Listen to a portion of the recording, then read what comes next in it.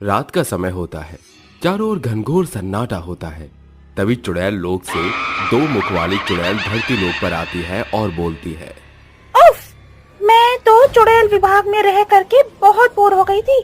अच्छा हुआ कि मैंने धरती लोक पर आने का फैसला किया। अब मैं यहाँ खूब मस्ती करूंगी और लोगों को मार कर खाऊंगी।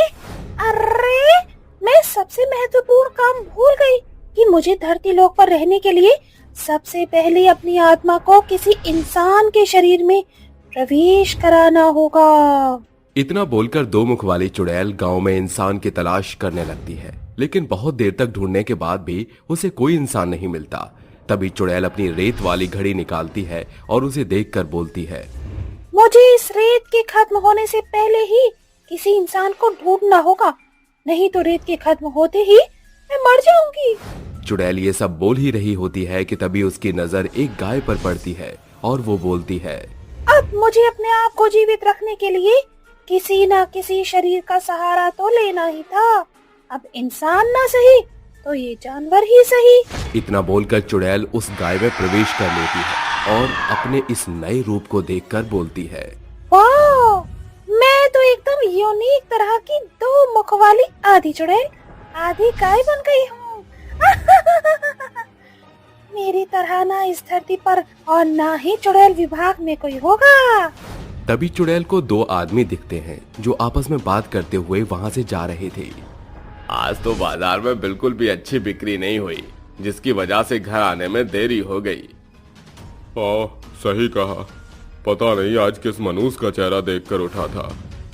मेरी शक्ल देख लो तो क्या पता मुझे देखकर तुम्हारा बिजनेस चल पड़े।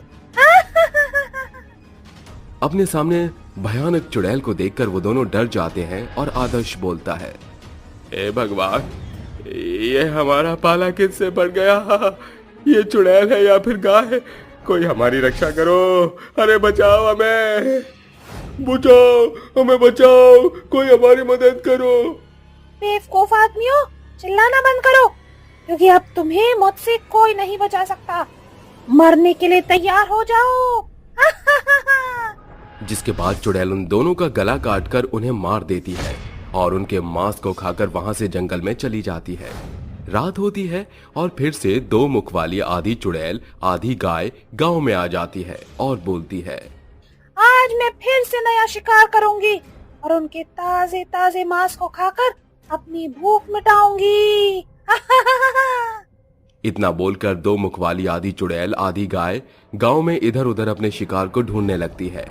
तभी उस गांव के चौराहे पर तीन लोग दिखते हैं, जिन्हें देखकर चुड़ैल बोलती है, आहा, मिल गया मुझे मेरा शिकार, वो भी एक साथ तीन। अब इनको मारकर मैं इनके लजीज मांस का स्वाद चखूंगी। जिसके बाद दो मुख वाली आधी चुड़ैल आधी गाय उन इंसानों के पास जाने लगती है। उसी वक्त उस भयानक चुड़ैल पर शंकर की नजर चली जाती है, जिसे देखकर वो बोलता है, भागो, सभी यहाँ से भागो, एक भयंकर चुड़ैल हमारे नजदीक आ रही है। ये क्या बोल रहा है शंकर? तू रह कर पागलपन के दौरे पड़ते रहते हैं क्या तुझे? तो मैं सच कह रहा हूँ, मेरा यकीन करो, भागो यहाँ से, वरना बिन मौत मारे जाओगे। अरे बता किधर है चुड़ैल, मैं भी देखता हूँ। इतना बोलकर जैसे ही आनंद और शंकर उधर देखते हैं, वो उस खौफनाक मंजर को देखकर बहुत ज्यादा डर जाते हैं। तभी आनंद बोलता है, अरे भागो यहाँ से, अरे जल्दी भागो। जिसके बाद वो तीनों एक साथ वहां से भागने लगते हैं। तभी दो मुख वाली आधी चुड़ैल आधी गाय उनके सामने आ जाती है और उनका रास्ता रोककर बोलती है, ओ मेरे शिकार, ओ मेरे शिकार, मेरे अंदर भूख को जगाकर कहाँ भाग रहा है तू? मुझे ऐसे तड़पाकर मरोगे तुम सब मरोगे। मैं किसी को भी जिंदा नहीं छोड़ूंगी। हमें मत मारो, छोड़ दो हमें, जाने दो हमें यहाँ से। हमारे छोटे छोटे बच्चे हैं, भगवान के लिए हमारी जान बख्श दो। आखिर हमने तुम्हारा क्या बिगाड़ा है? क्यों तुम हमें मारना चाहती हो? बंद करो तुम इंसान अपनी चौचपड़। तुम्हारी चपड़ से मेरा दिमाग फटने को आ रहा है। चुपचाप से मेरा भोजन बनने के लिए तैयार हो जाओ, क्योंकि मैं तुम्हारी जान नहीं बख्शने वाली हूँ। इतना बोलकर दो मुख वाली आधी चुड़ैल आधी गाय उन तीनों इंसानों का गला काटकर उन्हें मार देती है और उनके मांस को खा जाती है। अगले दिन सुबह गांव वालों को उन तीनों की लाश मिलती है, जिसे देखकर सभी गांव वाले बहुत ज्यादा डर जाते हैं। तभी वहां पर गांव का मुखिया आ जाता है और बोलता है, गांव में अचानक से हो रही मौत से सभी लोग घबराए हुए हैं, लेकिन यह वक्त हिम्मत से काम लेने का है। तो मैंने ये निर्णय लिया है कि आज रात से ही धीरज और किशोर गांव की निगरानी करेंगे और जो भी इंसानों को मार रहा है उसे पकड़कर सजा देंगे। मुखिया की बात सुनकर सभी गांव वालों को राहत मिलती है और वो सभी अपने घरों में चले जाते हैं। रात को धीरज और किशोर गांव की निगरानी कर रहे होते हैं। तभी किशोर को किसी के चीखने की आवाज सुनाई देती है, जिसे सुनकर वो धीरज से बोलता है, धीरज, मुझे किसी के चीखने की आवाज सुनाई दी है, चलकर वहां देखते हैं। हाँ, जल्दी चल, क्या पता उसे हमारी जरूरत हो। जिसके बाद वो दोनों उस आवाज का पीछा करते हुए वहां पहुंच जाते हैं और देखते हैं कि दो मुखवाली आधी चुड़ैल आधी गाय एक इंसान को मारकर बेरहमी से खा रही होती है।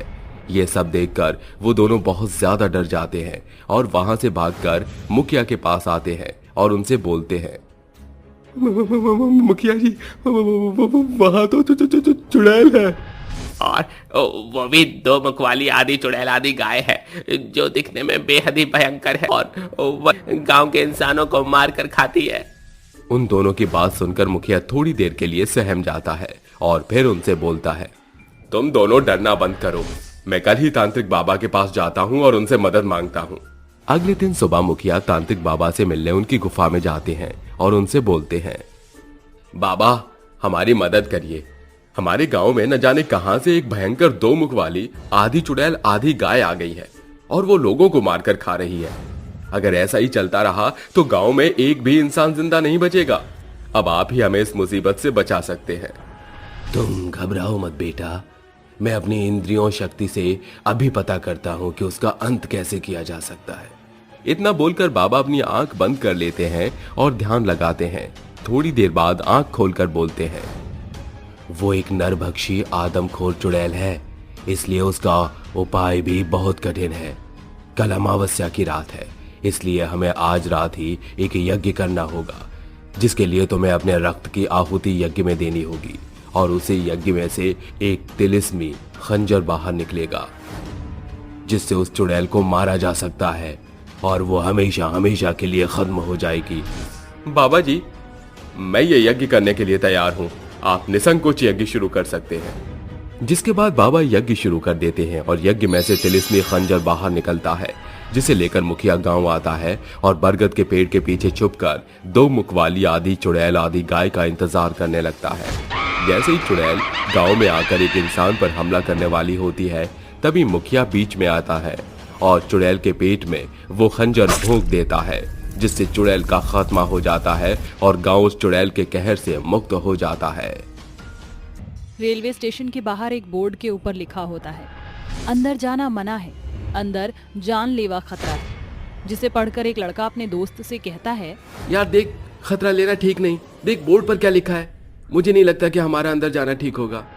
अरे यार, मैं तेरे साथ हूँ, तू डर मत, खतरों से खेलना तो हमारा रोज का काम है, तभी तो हमारे गांव वाले हमें कहते हैं खतरों के खिलाड़ी।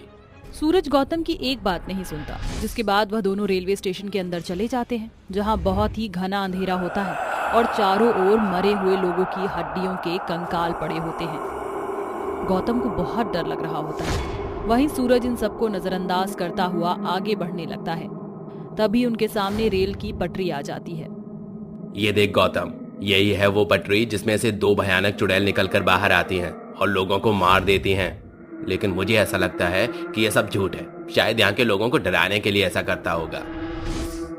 देख सूरज, तेरे कहने पर मैं यहाँ आ गया था, अब मेरे कहने पर तुम यहाँ से बाहर चल। गौतम के कहने पर सूरज उसकी एक नहीं सुनता, लेकिन गौतम किसी तरह सूरज को वहाँ से ले जाने के लिए तैयार कर लेता है। अरे यार ठीक है, चल रहे हैं अब हम लोग यहाँ से बाहर, वैसे भी तू बहुत डर रहा है। जैसे ही वह दोनों वहां से निकलने वाले होते हैं, तभी अचानक से रेल की पटरी अजीब तरह से हिलने लगती है और चारों तरफ जोरों की हवाएं चलने लगती हैं। जिसके बाद रेल की पटरी पर से अचानक ही दो भयानक चुड़ैल निकलकर बाहर आती हैं। कहाँ जा रहे हो तुम दोनों? तुम दोनों ने यहाँ पर आकर बहुत बड़ी गलती कर दी। मरने के लिए तैयार हो जाओ। हे भगवान, चुड़ैल, देखा, मैंने कहा था ना यहाँ पर तो बहुत भयानक चुड़ैल है, और तूने उन्हें जिंदा कर दिया। अब तो हमारी शामत आ गई। चुड़ैल को देखकर सूरज के तो होश ही उड़ जाते हैं, जिसके बाद गौतम उसका हाथ पकड़कर वहां से भागने की कोशिश करता है, लेकिन चुड़ैल उन दोनों को पकड़ लेती है और उन्हें मार देती है। कोई नहीं बचेगा। अगर कोई इस पटरी पर आने की कोशिश करेगा तो हम उसे भी जान से मार देंगे। रात के समय दो ट्रेन के ड्राइवर आपस में शराब के नशे में बात करते हुए, अबे यार, मैं तो थक गया हूँ ये रोज रोज के झिकझिक से। आज मैं घर नहीं जाना चाहता। अब क्या बताऊं यार, तू घर नहीं जाना चाहता और मुझे किसी भी कीमत पर आज घर समय पर पहुंचना है। आज मेरी पहली एनिवर्सरी है, समय पर नहीं पहुंचा तो मेरी मिसेज मेरी जान खा जाएगी। चल भाई, हम लोग एक डील कर लेते हैं। तू घर जाना चाहता है और मुझे घर नहीं जाना। मैं तेरी ट्रेन चलाकर समय पर पहुंचा दूंगा, इससे मेरा समय कट जाएगा और तू भाभी के साथ एनिवर्सरी मना लियो। प्रमोद की बात सुनकर कबीर उसकी बात पर सहमत हो जाता है और खुशी खुशी अपने घर चला जाता है। लेकिन प्रमोद बहुत ज्यादा नशे में होता है, फिर भी वह ट्रेन चला कर ले जाने लगता है। ट्रेन चलाते चलाते बीच में उसकी आंख लग जाती है और ट्रेन पटरी की दिशा बदल देती है, जिसके बाद झंझारपुर रेलवे स्टेशन की पटरी पर चलने लगती है। ट्रेन के सभी पैसेंजर पटरी के बदलने पर चिल्लाने लगते हैं। तभी उनमें से एक आदमी कहता है, अरे अनर्थ हो गया, हम लोग झंझारपुर की पटरी पर हैं। कुछ ही देर में ट्रेन झंझारपुर स्टेशन पर रुक जाएगी और उसके बाद हम सभी मारे जाएंगे। क्या कहा? झंझारपुर? अब हम लोग क्या करें? अरे जल्दी से ड्राइवर को बोलो कि वह ट्रेन को किसी तरह रोक दे। सभी पैसेंजर ड्राइवर तक पहुंच जाते हैं, जहां वह देखते हैं कि ड्राइवर नशे की हालत में सो चुका है। तभी एक राघव नाम का लड़का ड्राइवर के मुंह पर पानी की कुछ बूंदे छिड़कता है और उसे होश में लाता है। अबे ड्राइवर, ये तूने क्या कर दिया? तू जानता है इस समय हम लोग कहां और कौन सी पटरी पर हैं? तेरी एक गलती की वजह से आज हम सभी की मौत तय है। हम झंझारपुर की पटरी पर चल रहे हैं, अब किसी तरह इस ट्रेन को रोक नहीं तो। प्रमोद किसी तरह होश में आता है और ट्रेन रोकने की कोशिश करता है, लेकिन तब तक बहुत देर हो चुकी होती है और ट्रेन झंझारपुर की पटरी पर चलते हुए झंझारपुर के स्टेशन पर आकर रुक जाती है। चारों तरफ सन्नाटा होता है और डर के मारे कोई भी ट्रेन से बाहर नहीं निकलता। और कब तक हम लोग यहाँ अपनी मौत का इंतजार करते रहेंगे? हमें यहाँ से चलना चाहिए। अगर यहाँ रुककर चुड़ैल का इंतजार करते रहे तो सब मर जाएंगे। ये कहकर हेमा ट्रेन से उतरती है और पटरी के सहारे वहां से निकलने की कोशिश करती है। उसे जाता हुआ देख सभी लोग उसके पीछे पीछे चलने लगते हैं। तभी अचानक से पटरियां जोर जोर से हिलने लगती हैं और चारों तरफ चुड़ैल के चिल्लाने की आवाज आती है। नहीं छोड़ूंगी, किसी को नहीं छोड़ूंगी। तुमने हमारी पटरी पर पैर रखने की हिम्मत कैसे की? आज हम तुम में से किसी को भी जिंदा नहीं छोड़ेंगे। तभी अचानक से ट्रेन की पटरी के अंदर से दो बहुत ही भयानक चुड़ैल निकलकर बाहर आती हैं, जिसे देखकर सभी पैसेंजर डर के मारे कांपने लगते हैं और अपनी जान बचाकर यहाँ से वहाँ पटरी पर भागने लगते हैं। कहाँ भागोगे? कोई नहीं बचेगा मेरे हाथों से। दोनों चुड़ैल उन पैसेंजर्स को पकड़ती हैं और उनका सर उनके शरीर से अलग करके ट्रेन की पटरी पर फेंक देती हैं, जिसके बाद देखते ही देखते लाश के ऊपर का पूरा मांस अपने आप गायब हो जाता है और इंसान का केवल कंकाल ही बच पाता है। दोनों चुड़ैल के ऊपर खून सवार होता है और वह एक एक करके सबको मारने लगती हैं। लेकिन तभी इनके अंदर से एक अघोरी बाबा बाहर आता है और दोनों चुड़ैलों को रोकने के लिए एक मंत्र का जाप करने लगता है। ओम ह्रीं क्लीं चामुंडाय विचे नमः। ओम ह्रीं क्लीं चामुंडाय विचे नमः। चुड़ैल, इन लोगों को छोड़ दे, नहीं तो ठीक नहीं होगा। अघोरी, तू यहाँ क्या कर रहा है? यहाँ से चला जा, वरना तू भी अपनी जान से हाथ धो बैठेगा। देख चुड़ैल, आखिरी बार पूछ रहा हूँ, तो इन लोगों को क्यों मार रही है? आखिर तू चाहती क्या है? अघोरी के कई बार पूछने के बाद भी दोनों चुड़ैल उसकी बात को नजरअंदाज करती हैं और लोगों को मारने लगती हैं, जिसके बाद अघोरी को ना चाहते हुए भी उन दोनों चुड़ैलों के ऊपर अपने मंत्रों की भभूति फेंकनी पड़ती है, जिससे चुड़ैल तड़पने लगती है। रुक जाओ, बताती हूँ, सब बताती हूँ। कुछ समय पहले हम दोनों बहनें अपने गांव से शहर की तरफ जा रहे थे। हम दोनों बहुत गरीब थे और हम शहर जाकर अपने चाचा चाची के पास रहकर शहर में ही काम करने वाले थे। हम दोनों बहुत मासूम थी। हमें पता ही नहीं चला कि कुछ लोग हमारा फायदा उठाने के लिए हमारा ट्रेन में ही पीछा कर रहे हैं। रात के समय हम दोनों बहनें पानी की तलाश में झंझारपुर ट्रेन पर उतरी, जिसके बाद उन लोगों ने हम दोनों बहनों को घेर लिया और हम दोनों के साथ बहुत बुरा किया, जिसके बाद उन्होंने हमें मार दिया और हमारी लाश को ट्रेन की पटरी के दोनों साइड दफना दिया। मरने के बाद हमारी आत्मा को शांति नहीं मिली और हम दोनों विशाल भयानक चुड़ैल बन गई और अपनी मौत का बदला लेने के लिए इस पटरी पर गुजरने वाले हर एक इंसान को मारने लगी। इस दुनिया में लोगों के अंदर इंसानियत नाम की चीज नहीं है, इसलिए हम अपना बदला ले रहे हैं। तुम दोनों के साथ बहुत बुरा हुआ, लेकिन कुछ गंदे लोगों की सजा तुम इन बेचारे मासूम लोगों को क्यों दे रही हो? इन्हें छोड़ दो और यहाँ से हमेशा हमेशा के लिए चली जाओ। ये पटरी हमारा घर है, हम इसे छोड़कर कहीं नहीं जाएंगे, समझा अघोरी? वह दोनों अघोरी की एक बात नहीं सुनती और दोनों चुड़ैल ट्रेन को दोनों तरफ से पकड़कर अपने मुंह में निगलने लगती हैं। ये सब देखकर अघोरी एक मंत्र का जाप करता है। जटाटवी गलत जल प्रभा पावित स्थले गले वलंब लंबिता भुजंग तुंग मालिका डमुन डमुन डमुन निवाद वंड मर्य चकार चंड तांडवम तनोतु न शिवा शिवम।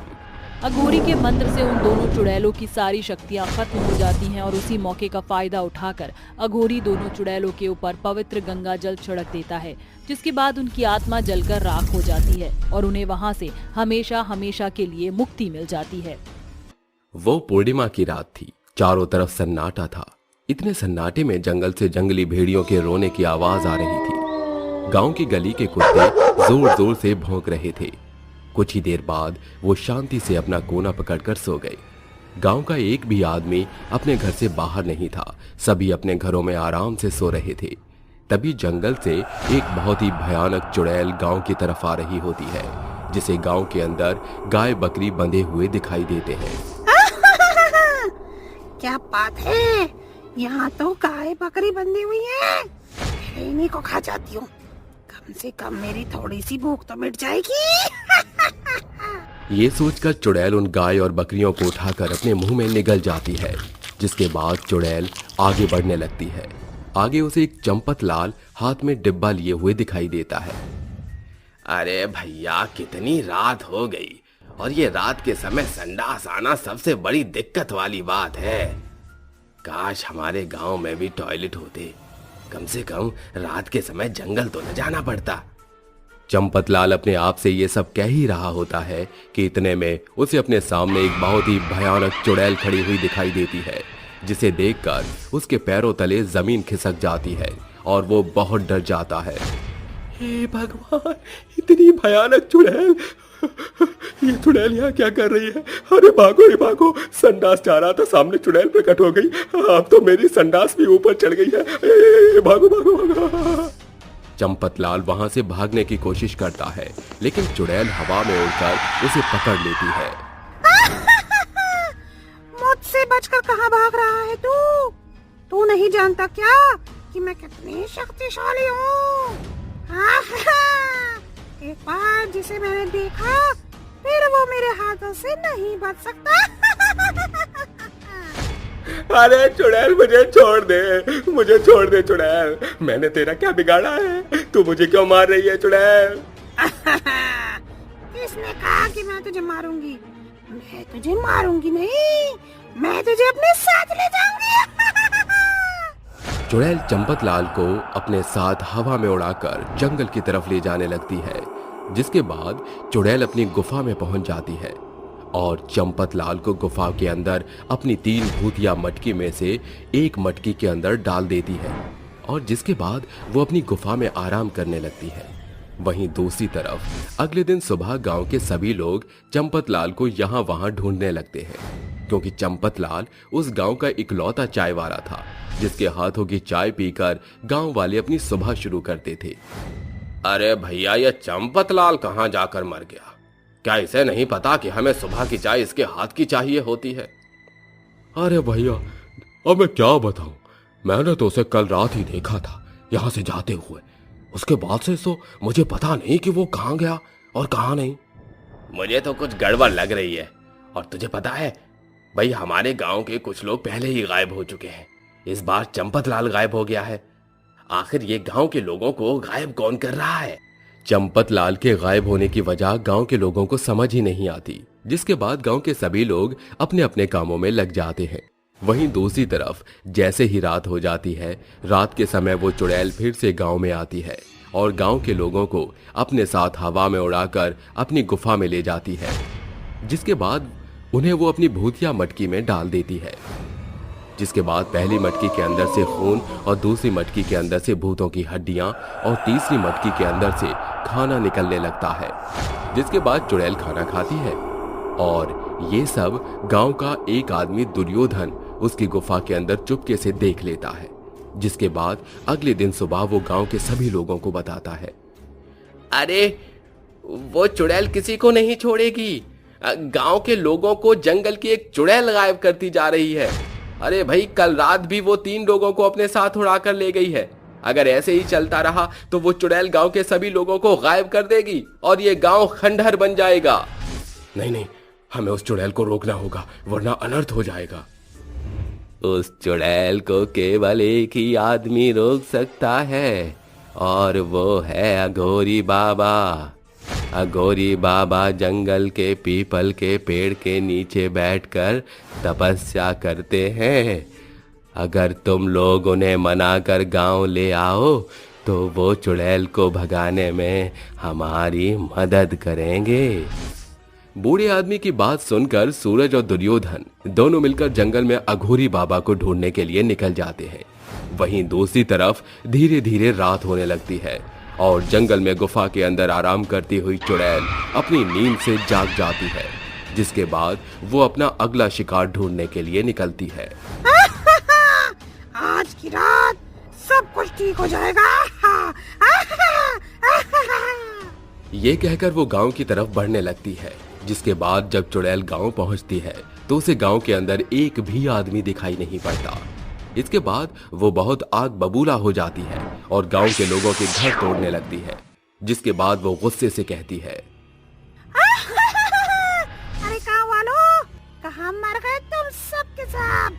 मैं तुम में से किसी को नहीं छोड़ूंगी, सबके सब मारे जाओगे। गांव के सभी लोग हरिया के घर में जाकर छुप जाते हैं, जिसके बाद चुड़ैल इंसान की खुशबू सूंघते सूंघते हरिया के घर पहुंच जाती है और उसका दरवाजा बजाने लगती है। देखा, मैंने कहा था ना कि तुम लोग मुझसे नहीं बच सकते। अब देखना मैं तुम्हारा क्या हाल करूंगी। वहीं दूसरी तरफ अघोरी बाबा सूरज और दुर्योधन को चुड़ैल की गुफा में लेकर पहुंच जाते हैं, जिसके बाद अघोरी बाबा को वहां चुड़ैल के 3 भूतिया मटके दिखाई देते हैं, जिनमें से एक के अंदर खून निकल रहा होता है, दूसरे से हड्डियां और तीसरे से खाना निकलता है, जिन्हें देखकर अघोरी बाबा अपने मन ही मन एक मंत्र का जाप करने लगते हैं। वहीं दूसरी तरफ चुड़ैल के अंदर बेचैनी सी होने लगती है, जिसके बाद वो गांव वालों को छोड़कर अपनी गुफा की तरफ भागने लगती है। जैसे ही चुड़ैल गुफा के अंदर पहुंचती है, उसे वहां अघोरी बाबा दिखाई देते हैं, जिसे देखकर वो और भी ज्यादा क्रोधित हो जाती है। अघोरी, तेरी इतनी हिम्मत जो तुम मेरी गुफा के अंदर आ गए? तुझे क्या लगा कि तू इन गांव वालों को मार के बहुत शक्तिशाली हो जाएगी? लेकिन ये मत भूल, हर बुराई के साथ उसका अंत भी लिखा होता है। ये कहकर अघोरी बाबा अपने मन ही मन मंत्रों का जाप करते हैं, जिसके बाद वो चुड़ैल के ऊपर बबूती फेंक देते हैं और चुड़ैल की शक्तियां कम हो जाती हैं, जिसके बाद चुड़ैल तड़पते हुए अघोरी से कहती है, रुक जाओ, मैं तुम्हें बताती हूँ, मुझे मत मारो। ये कुछ समय पहले की बात है। मैं इसी गांव में रहा करती थी। मैं कुम्हार की पत्नी थी और अपने पति के साथ मटके बनाकर गांव भर में बेच दिया करती थी। मटके बेचकर हमारी अच्छी खासी कमाई हो जाती थी, लेकिन गांव की ऊंची जाति के लोग हमें बिल्कुल पसंद नहीं करते थे, क्योंकि हम छोटी जाति से थे। इसलिए वो हमारे साथ बहुत ही बुरा बर्ताव करते थे और एक दिन उन्होंने हमें गांव से निकाल दिया, जिसके बाद हम जंगलों में भटक रहे थे। हम इस गुफा में आकर अपना गुजारा कर रहे थे, लेकिन एक दिन मेरे पति की भूख प्यास से मृत्यु हो गई, जिसके बाद मैं बिल्कुल अकेली रह गई थी। वही एक दिन मैं भी अपने पति के गम में चल बसी, लेकिन मैं मरने के बाद चुड़ैल बन गई और मैं बहुत शक्तिशाली होना चाहती थी ताकि मैं इस गांव के ऊपर अपना हाथ चला सकूं। अब तो इन गांव वालों का कुछ नहीं बिगाड़ेगी। तू मुझे नहीं रोक सकता। मैं अपने भूतिया मटकों की मदद से इन गांव के सभी लोगों को बर्बाद कर दूंगी। चुड़ैल की आवाज सुनकर अघोरी बाबा मन ही मन मंत्रों का जाप करने लगते हैं, जिसके बाद चुड़ैल के भूतिया मटके अपने आप फूट जाते हैं। वहीं दूसरी तरफ अघोरी बाबा चुड़ैल के ऊपर पवित्र गंगा जल छिड़क देते हैं, जिसके बाद चुड़ैल तड़प तड़प के मर जाती है और उसकी आत्मा को शांति मिल जाती है। जिसके बाद गांव के ऊपर से चुड़ैल का साया हमेशा हमेशा के लिए खत्म हो जाता है और गांव के सभी लोग खुशी खुशी अपना जीवन जीने लगते हैं।